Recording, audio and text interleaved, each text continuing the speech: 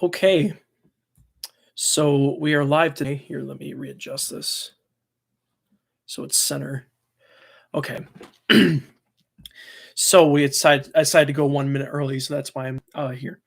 So, hello everybody. It's been a while since I've done a video, and it's last time I posted a video was in August of 2021 last year, and that was when I gave a presentation about Ulysses Grant, and that's essentially what I'm going to give today. So, essentially, what's going to happen here is that I'm going to explain to you basically what I believe in how I view this book. Um, and I have the book right here. It's called To Save the Republic by Bret Baier. It's just a recent book, just came out. And it's a new one on Ulysses S. Grant. And if you're familiar with Bret Baier, he is one of the co-anchors on Fox News, even though I'm honestly not much of a fan of that network, but he's kind of only, my opinion, the only sane voice on there. He essentially talks about Grant's life, and he focuses on one aspect of his life. And Bret Baier, to give you a little bit of context, wrote 3 books on 3 presidents: Ronald Reagan, Dwight D. Eisenhower, and Franklin Delano Roosevelt. And he wrote a series called the 3 Days series. And basically, they looked at he looked at 3 crucial days in these presidencies. For Ronald Reagan, he looked at how he handled the end of the Cold War. For Dwight D. Eisenhower, focuses on the last 3 days of his presidency, and FDR focuses on the Yalta Conference. I believe it was in 1944, 1945, but I don't recall which year or day, I mean. And so he decided, out of all the vast things to talk about, he essentially decides to go with Ulysses Grant, who is, to be honest, quite honest, my favorite individual in American history. Matter of fact, I wrote my master's thesis on him. And essentially what he talks about is not 3 days, but it talks about essentially his presidency leading up to the 1876 presidential election. And but that's not what we're going to talk about today, because I'm going to include that part. Part 2 will be on a separate channel, which is another thing I created last year called the Reconstruction Dude. So that part, the second part of the review, will be on that channel. And once I'm done with this, I'll edit the description so you guys can go to it. But I have to set up the stream for that one. But in any cases, it focuses on the 1876 election, which is probably a lot closer than 2020. But I'll include that in the last part of the review, which is the second part.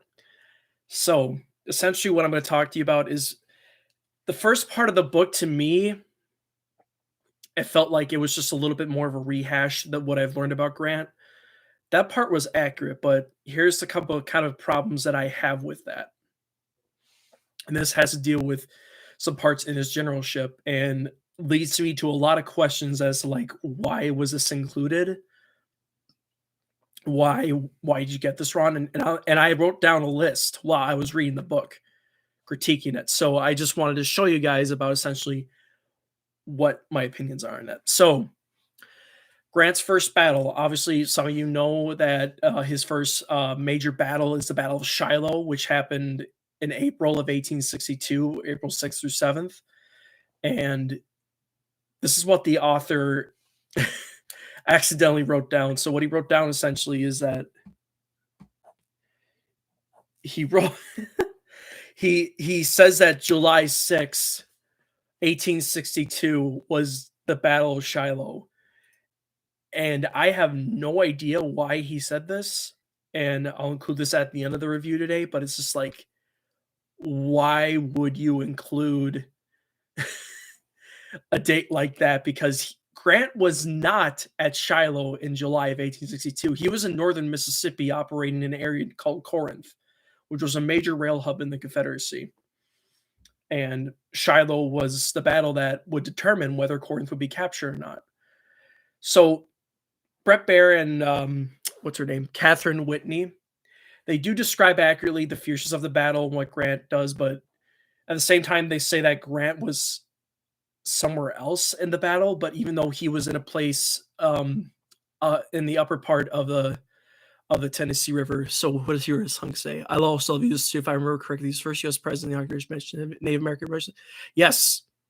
Yes, he did. He was the only, I think, the only president in U.S. history to actually acknowledge Native Americans as citizens. He's the only, I think he's the only president to do that. Native Americans weren't allowed to become citizens until the early 20th century. So it's kind of cool that even though their land was still being taken away from them, Grant still advocated for what they essentially would do. So, and I appreciate that comment, Hunk. I really appreciate that. Anyway, so back to the review. And another thing too is that Bret Baier kind of advances the old kind of lost cause myths and arguments, where he kind of says that, oh, Grant's army outnumbered Albert Sidney Johnson's men. Albert Sidney Johnson was a Confederate commander at Shiloh. He was killed there on the first day of the battle. He was actually killed when a bullet entered into one of his boots, and it clipped an artery in his, I believe, his right leg. I don't recall which leg it was, but it cut an artery in his leg, and he basically bled to death. And his orderlies saw blood pouring out of his boot, and they took him to an area where he essentially died. And he was, depending on what historian you follow, he's kind of like the highest, quote unquote, Confederate general killed in the Civil War. But another thing too is that he confuses Albert Sidney Johnson with fighting on the second day instead of the first day. So that really confused me, because I'm like, that's not what happened at Shiloh. He died on the first day of the battle, not the second day. Another thing he invents too is that Grant had more men than Albert Sidney Johnson did, even though Johnson outnumbered Grant's army probably 3-1 odds. Grant had only about like 39,000 men at Shiloh, while the Confederates had more men than they did. And yeah, that part really did not go well at all in that perspective whatsoever, in my personal opinion. But anyway, that's kind of the mistake I have on, that's kind of like the critique mistakes I saw in that part of the book. And now I'm going to get into like the Vicksburg campaign and siege. Grant's army only had 40 to 43,000 men in the Vicksburg campaign. Bret Baier claims that there was more than that, like 75,000, even though during the campaign he only had 40 to 43,000 men in the onset of the campaign. So it's really strange that, again, he's advancing some kind of the lost cause arguments that surround that campaign and siege. And it's something that I really, it was not 75,000 men. It just wasn't. And that was only when, during the middle stages of the siege, that's when he started to get more men, and men numbered to around 75,000. He got regiments from the Eastern Theater to come over and help out in the siege. That's essentially what happened. And then he claims that in the Vicksburg campaign and siege, that by June 18th, that's when he got to Vicksburg. And it's like, no, he got there on May 18th. June 18th would be the middle of the siege. It wasn't, it was not at all in the middle of that, because that doesn't make sense when you actually look at the history of the campaign and the siege, when you read about the history of it. Here's another mistake I found, basically. And it was also concerning the assaults at Vicksburg. So he kind of advances the myth too that Grant had 10,000, 11,000 casualties at Vicksburg, even though he had only around 4,300 to 7,000 casualties in that campaign and siege, because usually people who are in siege warfare tend to have less casualties. Well, for the exception of Petersburg, obviously. The siege of Petersburg was a bloody siege, but this kind of shows the exception of that. He confuses two assaults, the one that happened on May 19th and then one that happened on May 22nd. First off, the first one, he was not there. Sherman, who commanded the 15th Union Army Corps of the Army of the Tennessee, got there first, and he assaulted the Confederate works and lost a lot of men in that first assault. But then once the rest of the army got there, they assaulted, and obviously you have those horrific 3,000 casualties. But at the same time, you got to understand that Grant was trying to take Vicksburg as quickly as he could because he was scared that behind him he would be caught off guard by Joseph Johnston's Confederate army. And when you look at the overall numbers concerning Vicksburg, the Confederates had about 65,000 men total when you count John Pemberton's army at Vicksburg and Joseph Johnston's army. And Grant, again, he only had 40 to 43,000 men during the campaign and initial early stages of the siege. So he kind of confuses the two, and he confuses the other assault, which was in the middle of the siege. This happened in around June 25th. Before that, so it's the middle of the siege. Everybody's building a Betis, cannon fire, rifle fire. You can imagine the place must have been filled with smoke. So what happened is that Grant was trying to find a way to bust the lines quickly so he can take Vicksburg. And there was this regiment called the 45th Illinois. Now, the 45th Illinois consisted mostly of men from Galena, Illinois, which was a place where he planted his roots, even though it was only for a year and a half. They were called the Eli Washburn's Lead Mine Regiment. Eli Washburn was a congressman or senator. I don't remember what part of government he was working in, but he was representative for the northwestern part of Illinois in that area. And I was just there recently, and I got to learn about the regiment there. And they consisted of lead miners, and there was a lot of lead mining industry going on in the hills surrounding Galena and in Iowa and in parts of Wisconsin.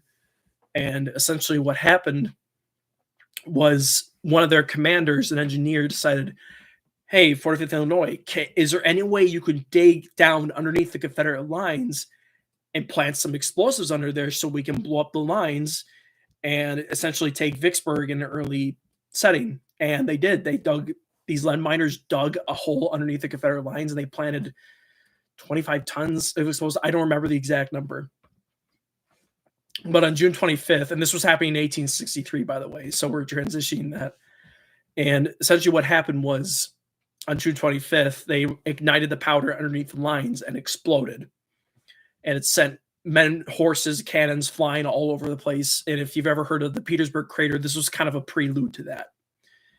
And the 45th Illinois was a regiment that was sent in to fight in this crater. And the fighting in this crater at Vicksburg lasted for about 16, 19, 20 hours.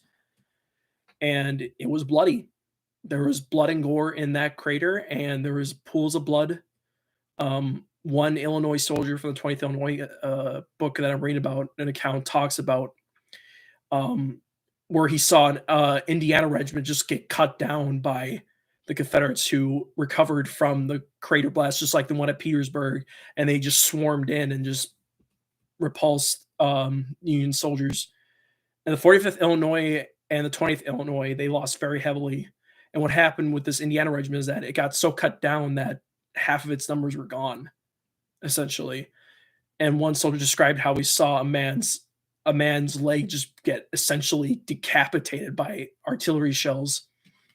And he saw him being escorted back to the rear to get treated in a hospital. And it was, yeah, if you want to read about horrific fighting, the Vicksburg crater is one thing. But Bret Baier confuses the three. And I was not happy about that because that one assault was part of the siege. It wasn't part of the first two assaults that happened on Vicksburg. So that's one mistake that I hope that gets corrected. After the assaults, though, Grant realized that he would have to go into siege mode.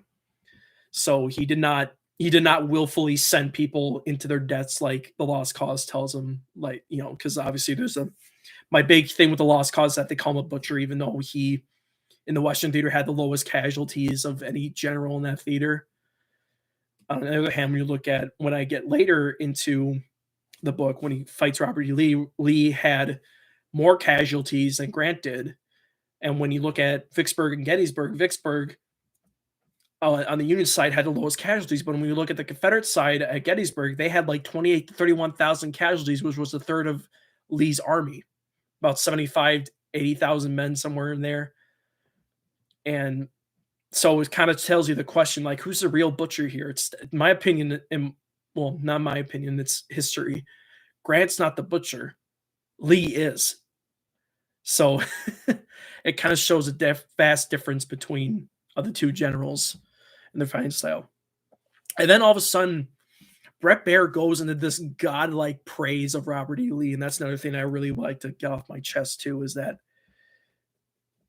obviously Lee has been sanctified by so many American historians over the past years that they don't even bother to look at the fact that he owned slaves, that as a matter of fact, he he treated his slaves like absolute garbage. And in one instance, there's a part where he had this warped sense of discipline that he got from his mother. And I didn't understand why he had to go into this. I mean, this is a book about Grant, first of all. This is not about that. I saw Hunk says, "Are you critiquing the latest Grant book?" I saw one where, yep, that's what they're talking. That's what we're talking about, Hunk. We're talking about Bret Baier's latest book. You're definitely correct on that. It's called "To Save the Republic." That's what it's called. And essentially, Lee basically captured slaves that ran away. And what happened is that he had his overseer whip them so severely that their backs were literally scarring. And he said to his overseer, "Lay it on well." That's what he said. And this is an account from a slave there who was owned by him. And after they whipped the slaves, they poured brine water on it. Basically, what brine water is, it's a mix of water and salt. And so when they poured the water on their backs, they basically tortured them. Tortured human beings. And a lot of other people quote the line where Lee says slavery is immoral and political evil, yet they ignore the rest of that letter, where he says essentially kind of a hypocritical thing, if you ask me, where he says slavery is immoral and political evil, but then he says, and I remember this quote, and this is his views, not mine. He was born this time, so when we see it as racist, that was kind of the thing he was brought up in, even though it was very despicable when you read about it. He said, "The blacks are better off here than in Africa." And he essentially became a slavery apologist, which was a common theme at that time in the South, and especially in the antebellum South, where they twisted the Bible and scripture to condone slavery. And that's essentially what Lee was arguing about. He said that it was worse for the white man than the black man, essentially. And it was just complete nonsense because, it's a theme of, oh, look, we treat them very well here. But obviously with the story I talked about Lee, yeah. I think that's a little bit of a detail that Bret Baier refused to, I think he just didn't want to put in there because obviously I bet people who read his books a bunch of them are probably conservatives who like Lee better than Grant. And I'm not saying this to bash people, conservatives. I'm just saying that that's the main demographic of his readers. And so I bet he just wanted to be careful. But at the same time, it's like Ron Chernow did a very better job at describing Lee and talking about who he really was. But in that book, he essentially talks about Lee when Grant goes over to the Eastern Theater to fight Lee. And obviously people, they talk about Grant being a slave owner, even though he technically inherited it from his grandfather, Frederick Dent, not Frederick Dent Jr., Frederick Dent, his grandfather. But at the same time, he hated owning human beings. Grant did not like it. And as one YouTuber I follow, his name is Anton Shea Films, he portrays this lost cause Confederate where he goes like, "A woke slave driver." And I'm like, yeah, you could consider him woke. And I'm not saying woke to say like as a political term. I'm just saying is that Grant had an awareness that even though he was a slave owner for only a couple months or just a month, he had a slave named William Jones, I believe his name was, and he freed him a year before the 1860 election, 1859. And Grant freed him when he was in St. Louis because he was living in Missouri at the time. before he moved to Galena, Illinois, and he just freed him.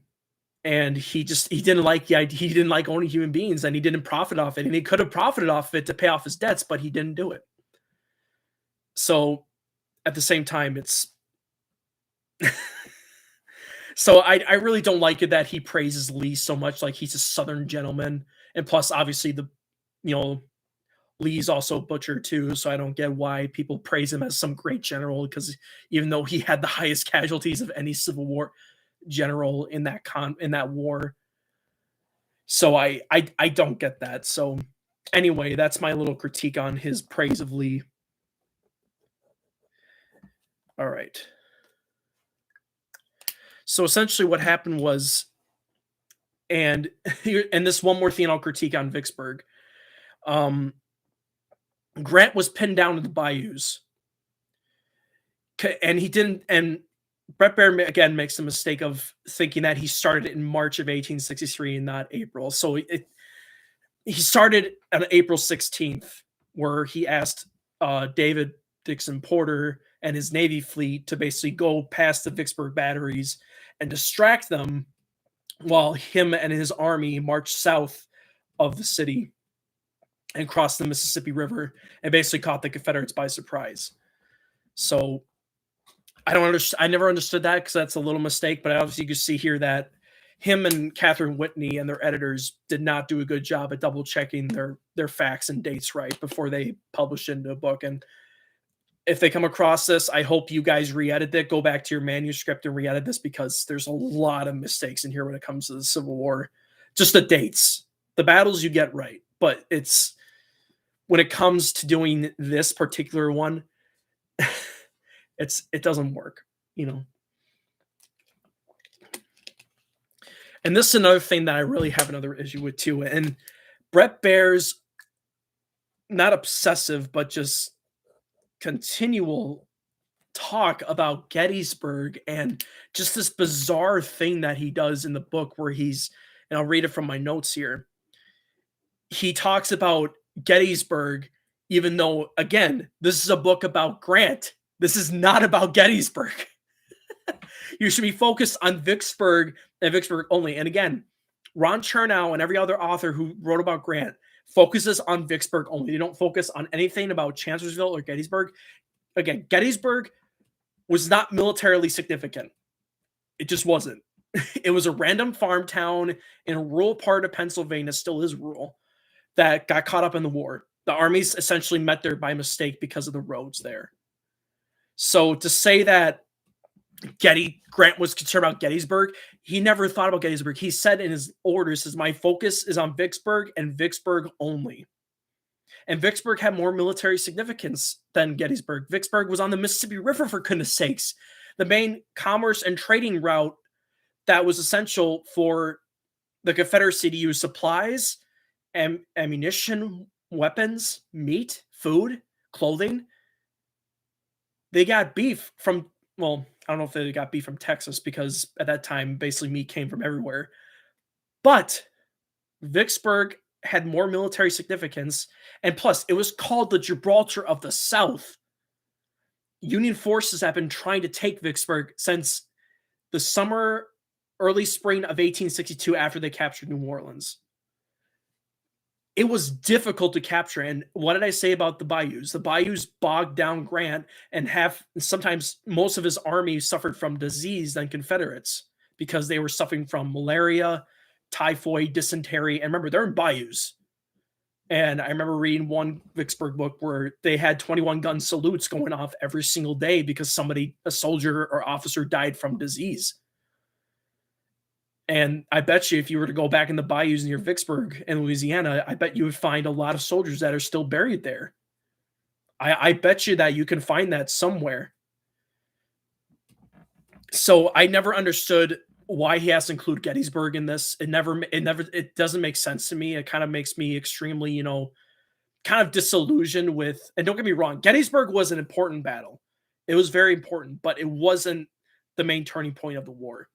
To the soldiers who were fighting there, it was just another battle. They didn't think about it as a turning point. They were just there trying to survive, especially the Union soldiers. And the Army of the Tennessee didn't hear about Gettysburg until after they took Vicksburg. They only heard about the Gettysburg victory a couple days later. And they didn't concern themselves with it. They were concerned about Vicksburg, and they said, we finally took it after. And plus, Gettysburg was only 7-8 weeks, 3-day battle. Vicksburg lasted about a year. It lasted about a year with casualties happening on each side. You know, Grant had the less casualties, but it's just the Navy suffered casualties too. So it doesn't make particular sense that he was to include Gettysburg in this. And in my opinion, he didn't have to include Gettysburg. If he didn't put Gettysburg in there, then guess what? Nobody would notice that, because again, this is a book about Ulysses S. Grant. This is not about George Gordon Meade. This is not about Winfield Scott Hancock. This is about Grant, Ulysses S. Grant, the general that won the Civil War for the United States and became the 18th president. So again, I may be going off on a tangent here. Again, it never made sense to me. Gettysburg to me is not the turning point of the war. Vicksburg is. And even Abraham Lincoln said, when he was looking at a map of the Vicksburg area, he said, look at all the land these fellows have. And he said, Vicksburg is the key, and we cannot win the war until that key is in our pocket. Gettysburg wasn't called the key. Again, it was a random farm town that got caught up in the war, and the Union won a battle there. Anyway, and these are other little things about the Gettysburg mistakes that he still makes about it. And he says, like, Union came in from the South. They didn't come in from the North. The South came in from the North. They didn't come from the South. And that's another mistake he makes. Another thing he says, Winfield Scott's Hancock's Second Corps fought on the second day. That's not true. Oh, no. No. They didn't fight on July 1st. They fought on July 2nd. So that part doesn't make sense. And again, why focus on Gettysburg? Show Vicksburg and Grant. Don't tell it about Gettysburg. Especially to the Union soldiers who fought at Vicksburg.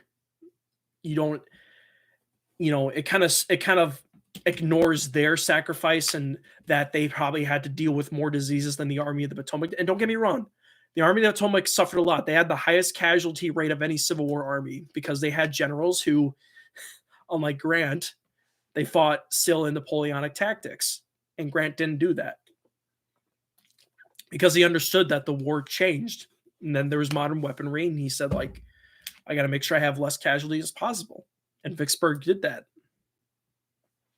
And here's another little tangent I'm going to go off on. And he confuses Pickett's charge a lot in this part of the book. He confuses it a lot.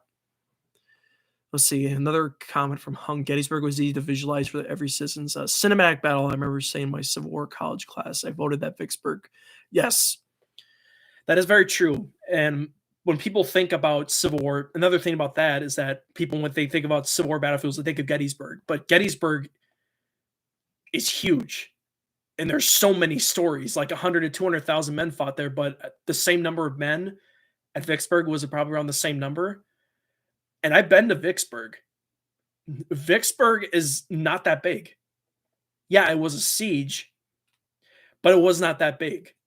It wasn't big until Petersburg in 1864.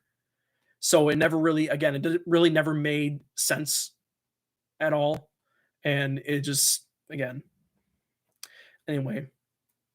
And he says that Lee ordered Pickett's charge, Lee did order, he said Lee didn't order Pickett's charge, even though Lee did, because he was desperate. And again, it kind of shows him the butcher that he is.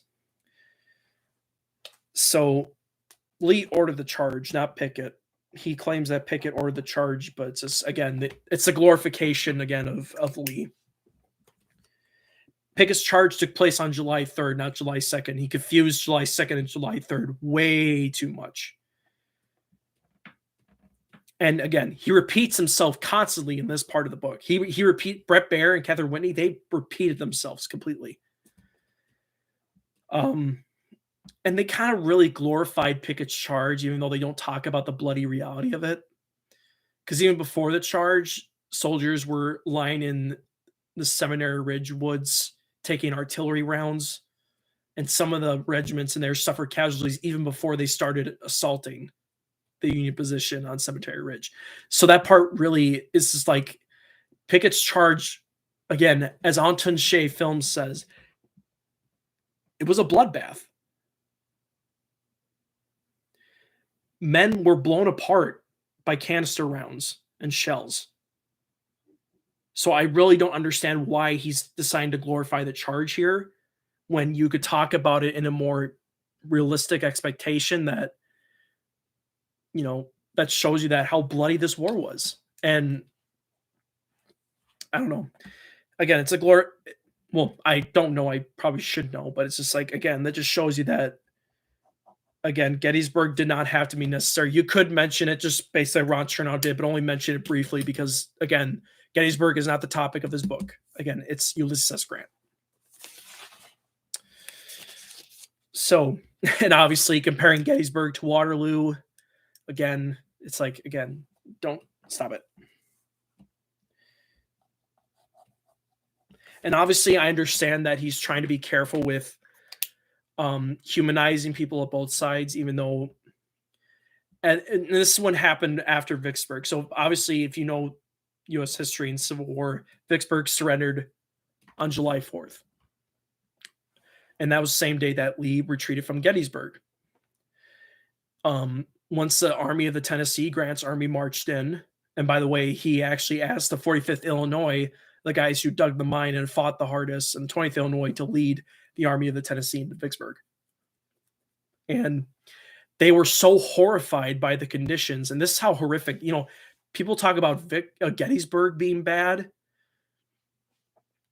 Vicksburg was shelled. There was blood and gore in the streets. There were a lot of dead horses in Vicksburg. And a lot of Confederate soldiers were starving. They were cut off so bad that they didn't have access to food, and they were battling with diseases, plus getting blown apart by shells from the land and the river.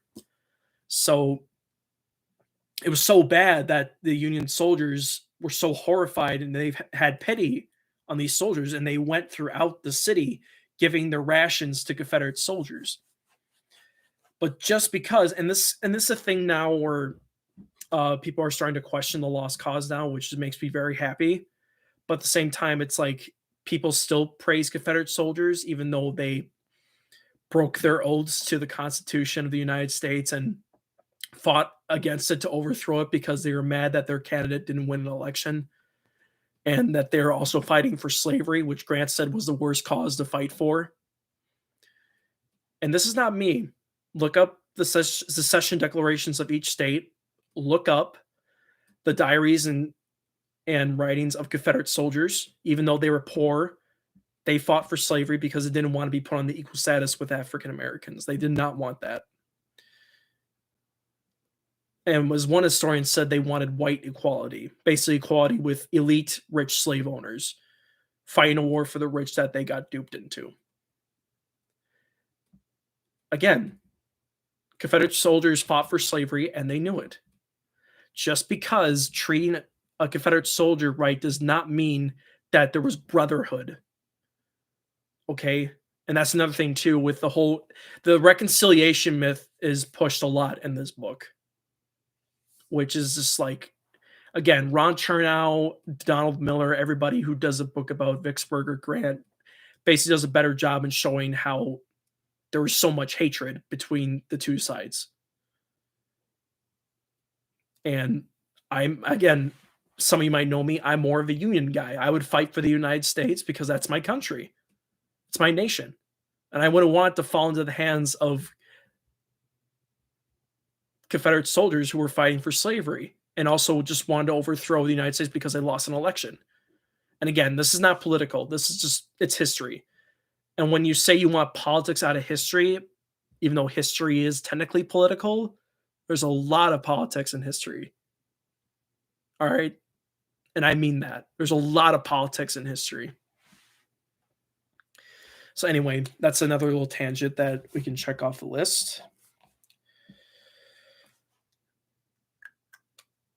And another thing too is that I felt like to me that when he talks about the Gettysburg Address, when Lincoln talks, is that I think Bret Baier confuses Confederate and Union soldiers, even though the Gettysburg Address was addressed to United States soldiers only, because those are the guys that actually fought for the United States and fought to preserve this republic.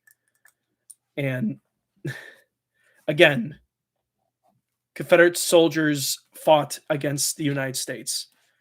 They may have been Americans, but they were not fighting for the United States.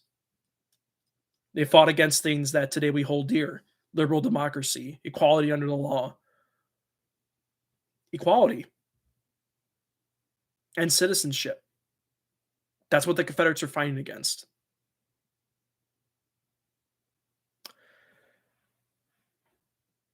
And again, that's a little tangent. Another mistake, Grant, he confuses that Grant became a lieutenant general right after Vicksburg, even though he didn't. Grant became a lieutenant general after the Battle of Chattanooga. And it wasn't until March of 1864 when he got the commission. He was still a major general after Vicksburg. His rank did not change, as Bret Baier says.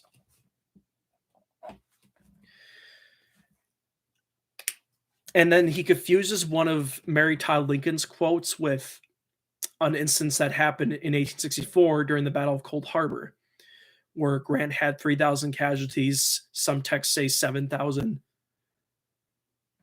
even though Lee had the same amount of numbers at Gettysburg, probably high as 8,000, because we don't know what the casualty numbers are because some of them are gone. He thinks that Mary Todd Lincoln called him a butcher after Vicksburg, even though she said that right when the Battle of Cold Harbor ended. And Mary Todd Lincoln calls him a butcher. I'm like, she didn't say that. She said that in 1864. So, again, that's another thing where the author confuses a lot of things.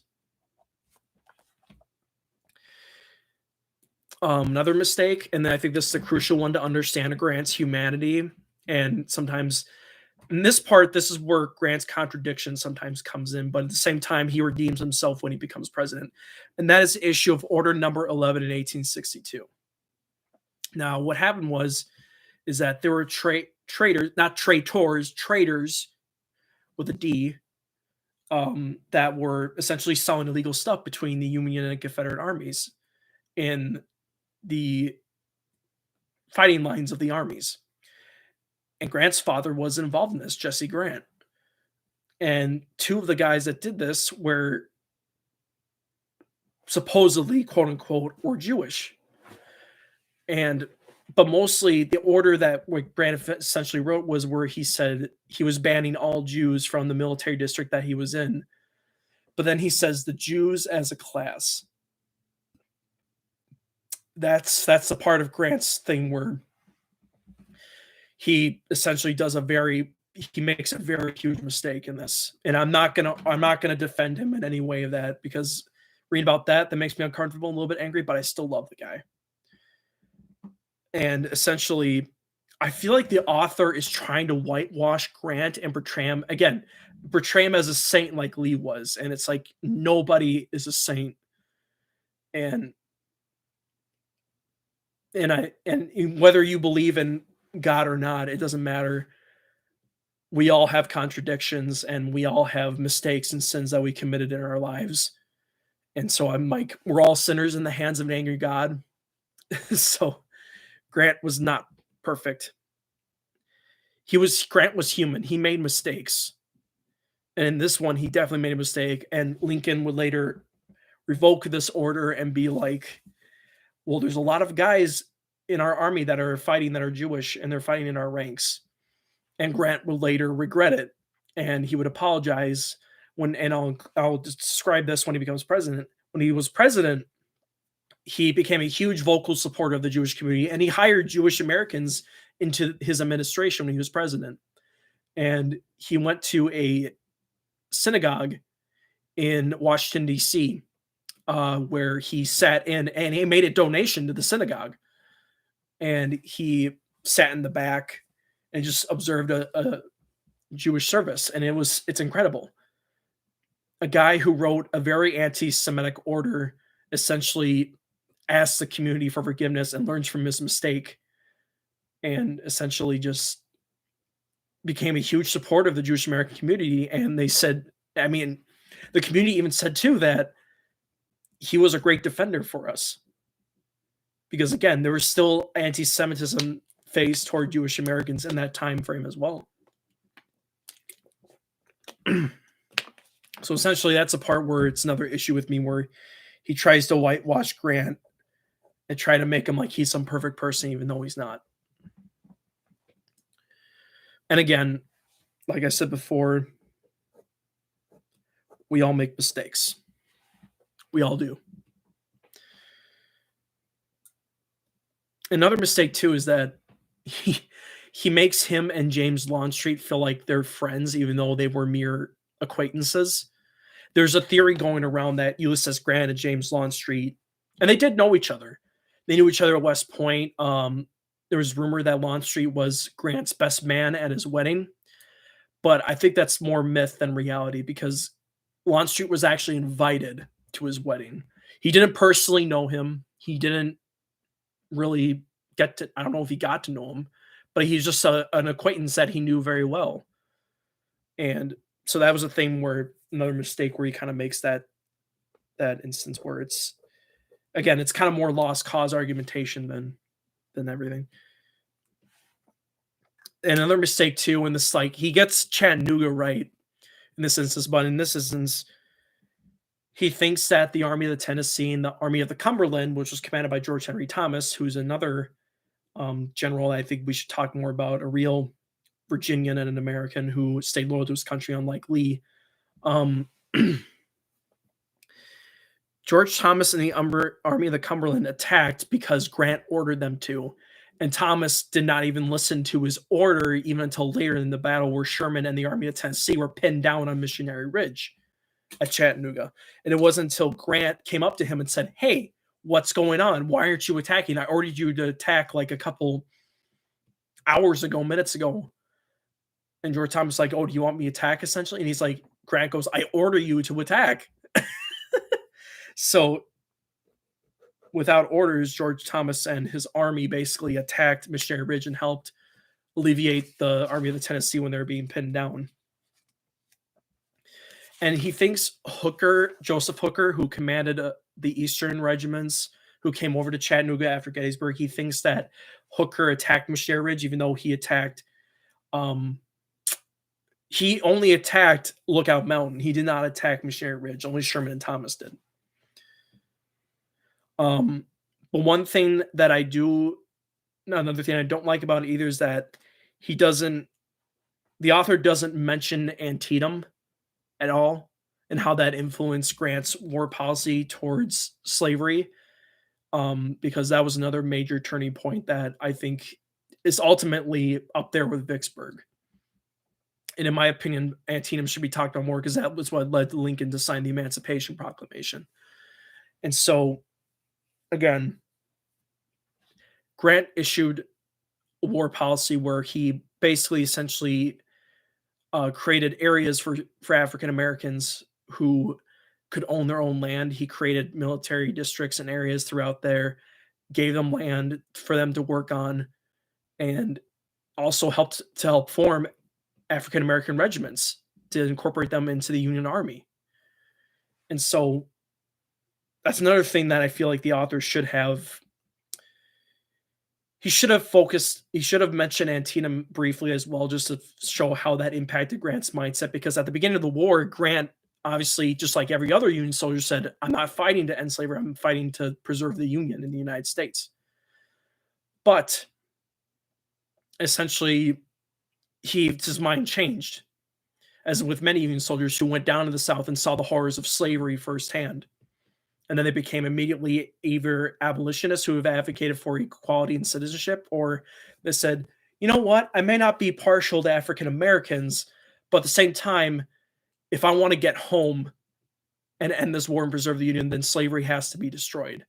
So it's kind of like the line in Saving Private Ryan where Tom Hanks says, "I don't know, Ryan, I don't care."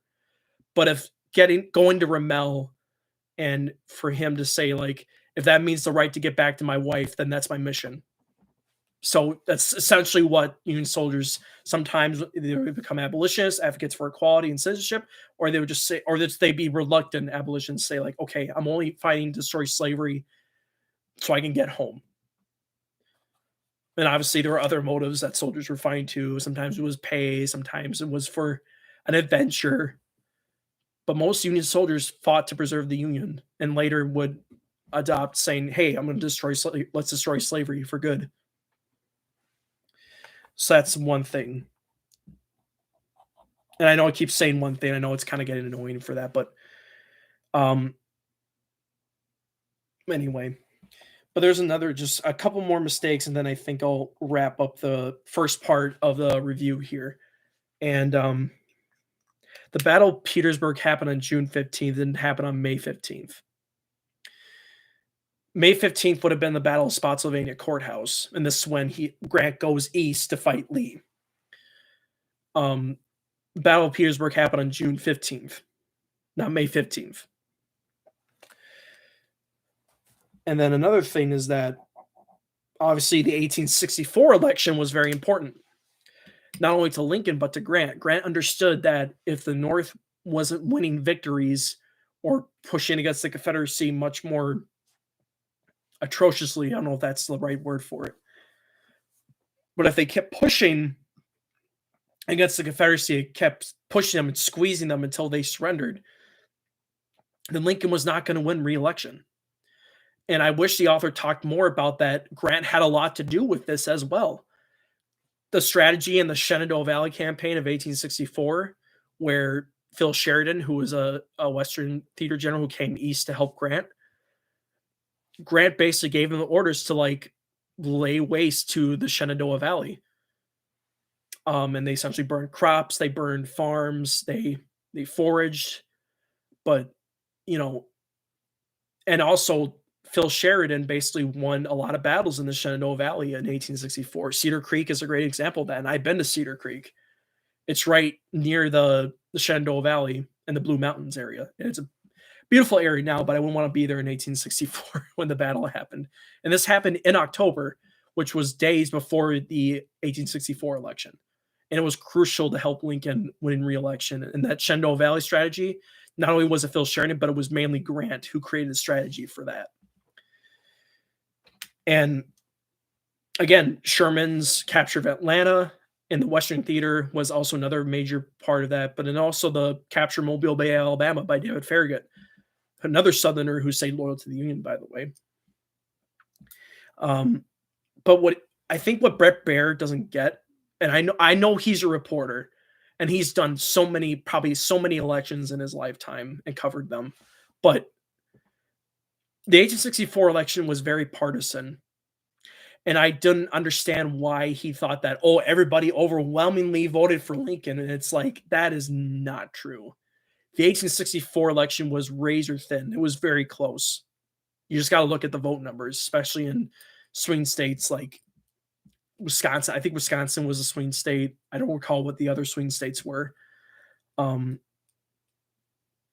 It was very close to what Americans think it is and what historians think. Because again, there was a lot of anti-war sentiment in the North. They were becoming the North was becoming, the United States was becoming war weary.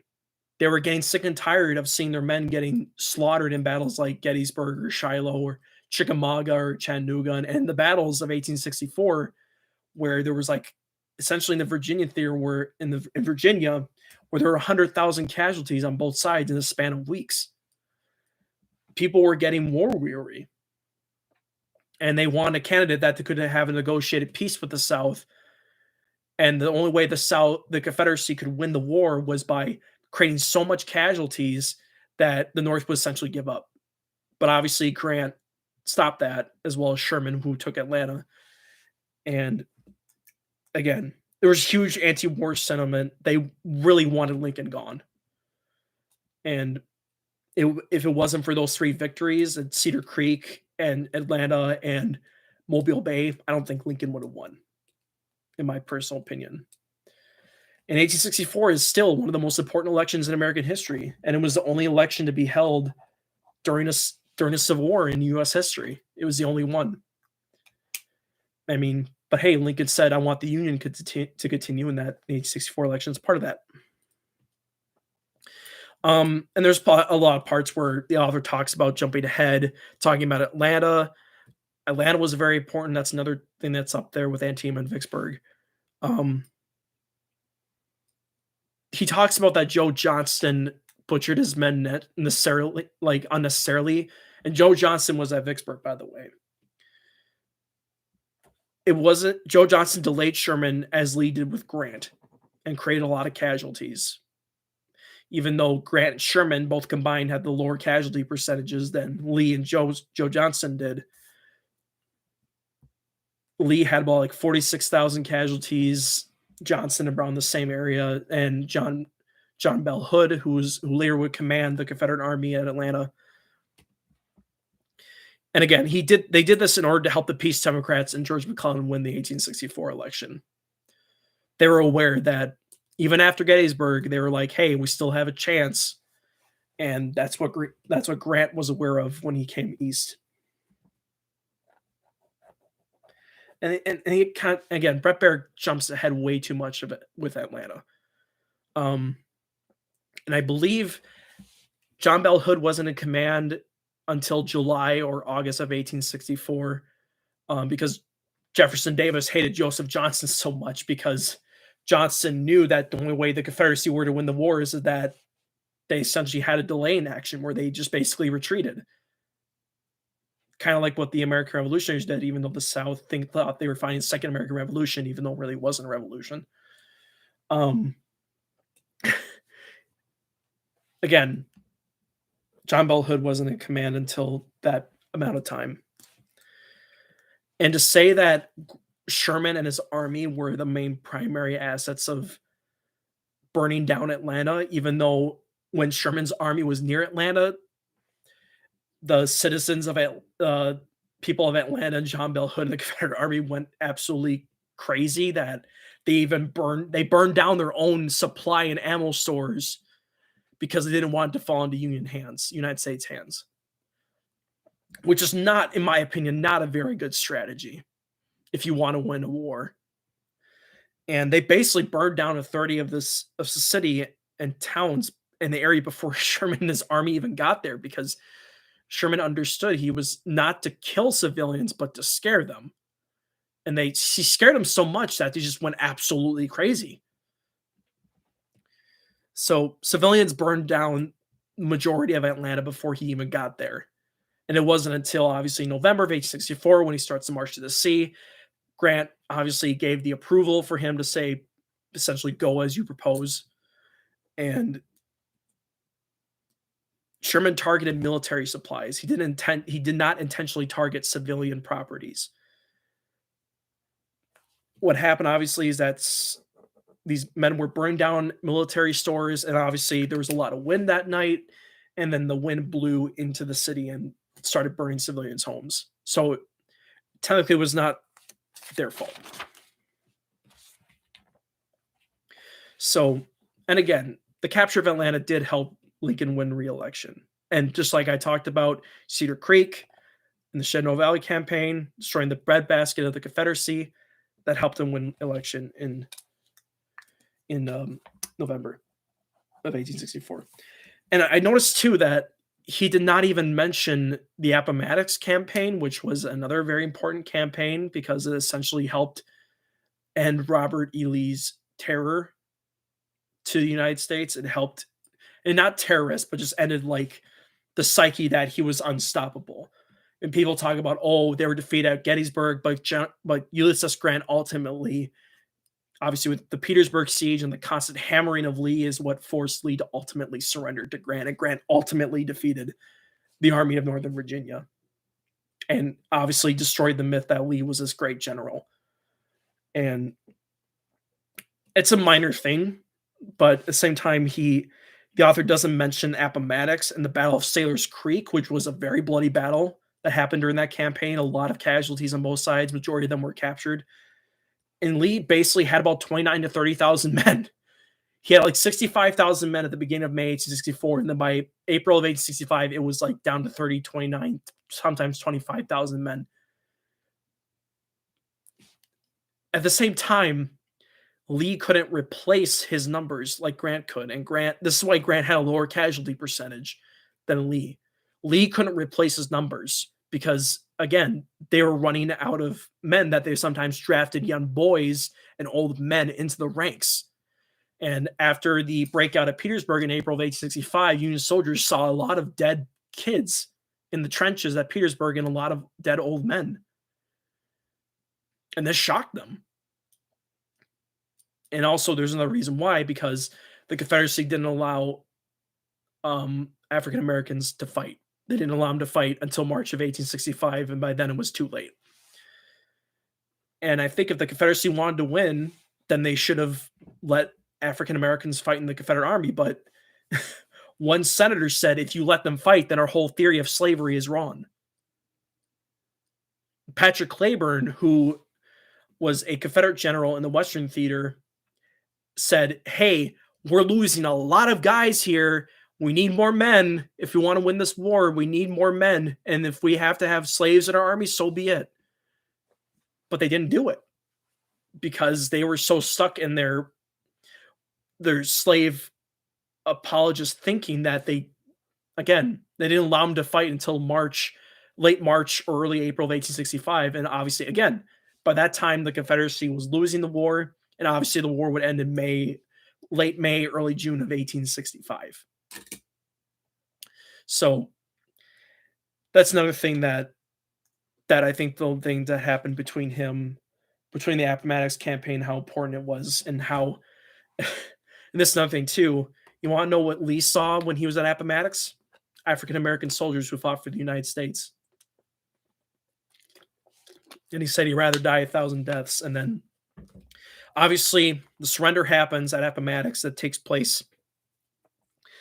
And then Bret Baier again goes into this claim that the letters between Grant and Lee were happening during Petersburg, even though the letters between them happened during the Appomattox Campaign.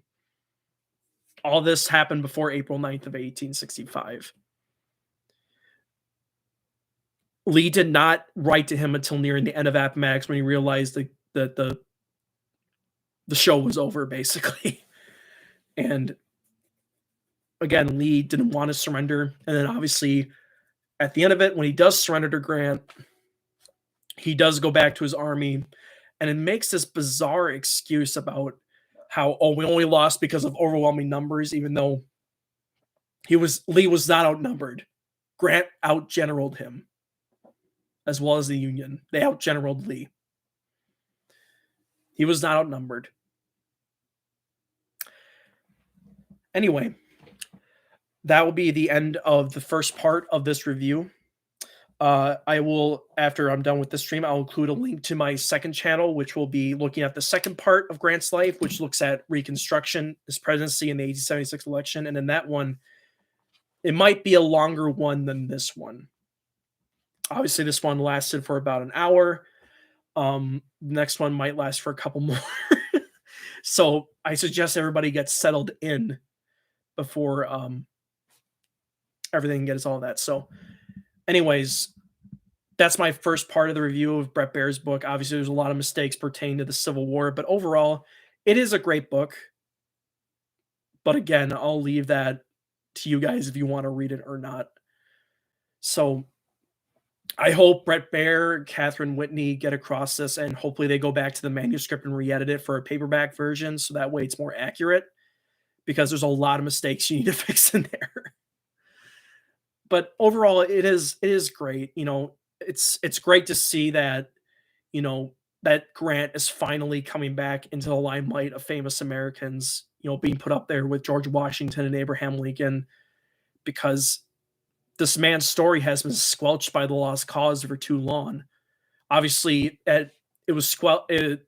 the Lost Cause was squelched when Ron Chernow's book about Grant came out, but there was obviously other books like Ronald White's book, American Ulysses, was to be the second best one. H.W. Brand's book, which came out in 2012, even before that. And I'm just glad that Grant is finally coming back into the limelight, and he's finally getting the recognition he deserves of being up there with George Washington, Thomas Jefferson, Abraham Lincoln, Teddy Roosevelt. It makes me very happy. And so I'm glad that you were able to join me for about an hour so I could discuss this book with you for the first part. And then obviously the second part, we will talk about the second part of his book, which deals with his presidency, Reconstruction, and the 1876 election. And we'll talk about the current things that are going on with that today. So I'll include the link to my second channel in the description box. So anyway, guys, thank you so much for watching. Thank you for joining me. And I hope you have a great rest of your day and have a great week. Thanks. Love you guys.